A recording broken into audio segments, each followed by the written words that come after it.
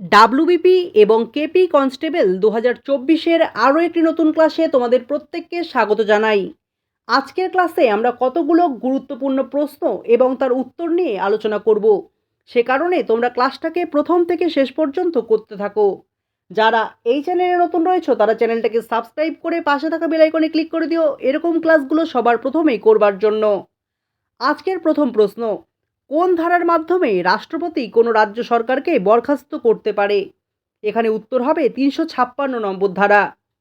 চলে যাব পরের প্রশ্নে। দ্য লিভিং মাউন্টেন বইটি কার লেখা?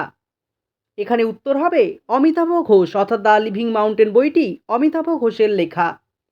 চলে যাব পরের প্রশ্নে। শব্দের গতিবেগ সর্বাধিক কোথায়? এখানে সঠিক উত্তর হবে কঠিন পদার্থে। শব্দের গতিবেগ সর্বাধিক কঠিন পদার্থে। চলে যাব পরের প্রশ্নে। মানুষের দৃষ্টি কীরূপ?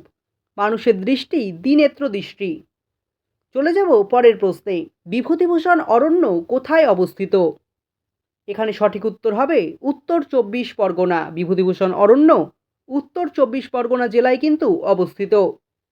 পরের প্রশ্ন, দক্ষিণ পূর্ব রেলপথের সদর দপ্তর কোথায় অবস্থিত? এখানে সঠিক উত্তর হবে কলকাতায়। দক্ষিণ পূর্ব রেলপথের সদর দপ্তর কলকাতায় অবস্থিত। পাখির পায়ের ন্যায় বদ্বীপ কোন নদীতে দেখতে পাওয়া যায়? এটা অত্যন্ত গুরুত্বপূর্ণ প্রশ্ন। এখানে উত্তর হবে কৃষ্ণা নদীতে। কোন মোগল সম্রাট সর্বপ্রথম তুলাদান রীতি প্রচলন করেন? এখানে উত্তর হবে হুমায়ুন। হুমায়ুন সর্বপ্রথম তুলাদান রীতি প্রচলন করেন। চলে যাব পরের প্রশ্নে। রামায়ণকে ফার্সি ভাষায় কে অনুবাদ করেছেন? এখানে উত্তর হবে বদাউনি। এই প্রশ্নটাও অত্যন্ত গুরুত্বপূর্ণ যে কোনো চাকরির পরীক্ষার জন্য। উবের কাপ কোন খেলার সঙ্গে সম্পর্কিত? তো এখানে উত্তর হবে ব্যাডমিন্টন। উবের কাপ ব্যাডমিন্টন খেলার সঙ্গে সম্পর্কিত। চলে যাব পরের প্রশ্নে।